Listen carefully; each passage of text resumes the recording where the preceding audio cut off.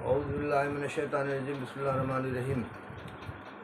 السلام علیکم ورحمۃ اللہ وبرکاتہ۔ میں محمد منیر الحسن عرف بخاری صاحب گوپال گنج بہار آپ لوگوں کے سامنے حضرت قاسم رضی اللہ تعالیٰ عنہ کی شہادت کا واقعہ پیش کرنے جا رہا ہوں۔ آپ لوگ سماعت فرما کر ثواب دارین حاصل کریں۔ پڑھیے اللہم صلی علی سیدنا مولانا محمد مبارک وسلم، صلاۃ و سلام علیک یا رسول اللہ صلی اللہ علیہ وسلم۔ حضرت عباس علمبردار کی لاش کو دفن کرنے کے بعد امام مظلوم واپس خیموں میں تشریف لائے، جنگ کی تیاری کی اور اپنے جسم پر ہتھیار لگا ہی رہے تھے کہ حسن کا لال شہزادے قاسم دست بستہ سامنے کھڑا ہو گیا اور عرض کی، چچا جان، کیا میں اہل بیت میں سے نہیں ہوں؟ فرمایا، بیٹا کیوں نہیں؟ ابن حسن نے پھر کہا، تو پھر مجھے شہادت کا مرتبہ حاصل کرنے سے کیوں محروم کیا جا رہا ہے؟ میں انتظار میں رہا کہ آپ خود مجھے میدان میں جانے کا حکم فرمائیں نے، مگر شاید مجھے بیگانہ سمجھ کر دین پر قربان ہونے کی شہادت سے مایوس کیا جا رہا ہے۔ آج میرے بھی باپ ہوتے تو آپ ایسا نہ کرتے، وہ ضرور اجازت لے دیتے، مگر کیا کروں؟ کس طرف جاؤں اور کس سے کہوں؟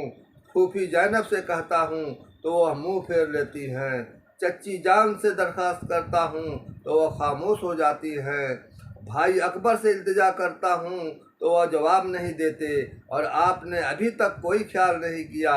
چچا جان، مجھے بھی میدان جنگ میں جانے کی اجازت دے کر اپنے شقی ہونے کا ثبوت دیں۔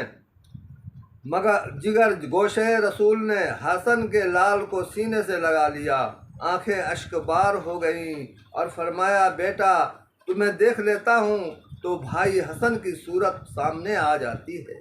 تم میرے بھائی کی نشانی ہو۔ تمہارے باپ نے آخری وقت تمہارے حق میں مجھے وصیت کی تھی کہ حسین، یہ میرا بیٹا قاسم تمہارے پاس میری امانت ہے، اس کا خیال رکھنا۔ تو بیٹا قاسم، میں تمہیں اجازت دے کر اپنے بھائی کی امانت میں خیانت کیسے کر سکتا ہوں؟ جاؤ بیٹا، آرام کرو اور اپنے چچا جان پر رحم کرو۔ نور نگاہ حسن نے عرض کی، قبلہ یہ تو ٹھیک ہے، لیکن آج اگر میں اپنی جان بچا گیا تو کل قیامت کے دن میں اپنے باپ کو اپنی صورت نہ دکھا سکوں گا، اور اس وقت میں دادی فاطمہ کو کیا جواب دوں گا جب انہوں نے پوچھا کہ قاسم میں میدان کربلا میں جب میرا پیارا حسین مصیبت میں تھا تو اس وقت تم نے میرے بیٹے کی کیا مدد کی تھی؟ اور پھر جب نانا مصطفیٰ علیہ السلام فرمائیں گے کہ حسن کے بیٹے قاسم کو لاؤ جو حق و باطل کے مارکے میں اپنی جان بچا گیا، تو دربار مصطفیٰ میں کون سا منہ لے کر جاؤں گا؟ پڑھیے اللہم صلی علی سیدنا مولانا محمد مبارک وسلم۔ یا امام، دیکھو عون و محمد نثار ہو گئے، عباس جان دے گئے، اور حور اور وہب جو بیگانے تھے وہ قربان ہو گئے، مگر میں ابھی تک منہ دیکھ رہا ہوں۔ چلو مجھے اپنا سمجھ کے نہ صحیح بیگانہ جان کے ہی اجازت دے دو۔ سیدہ زینب پاس ہی کھڑی تھیں، قاسم کی اس گفتگو سے تڑپ گئیں اور فرمایا، قاسم، تمہارے باپ نے آخری وقت ایک تعویذ تمہارے گلے میں ڈالا تھا اور فرمایا تھا کہ اس کو کسی مصیبت کے وقت کھولنا، اور اس سے بڑھ کر اور کیا مصیبت آئے گی کہ بچے گرمی کی شدت میں پیاس سے تڑپ رہے ہیں اور دشمن اہل بیت کے خون کے پیاسے ہیں۔ آؤ میں اس تعویذ کو کھولوں۔ سیدہ نے قاسم کے گلے سے تعویذ کھولا اور پڑھا۔ اس میں ایک خط تھا جو حضرت امام حسین کے نام تھا۔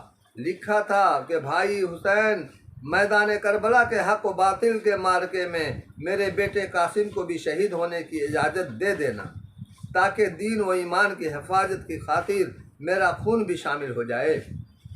بی بی زینب حضرت قاسم کو دوبارہ امام پاک کی خدمت میں لے آئی اور عرض کی، بھائی جان، اب تو قاسم کو اجازت دینی ہی پڑے گی۔ علی کے لاڈلے نے فرمایا، کیوں؟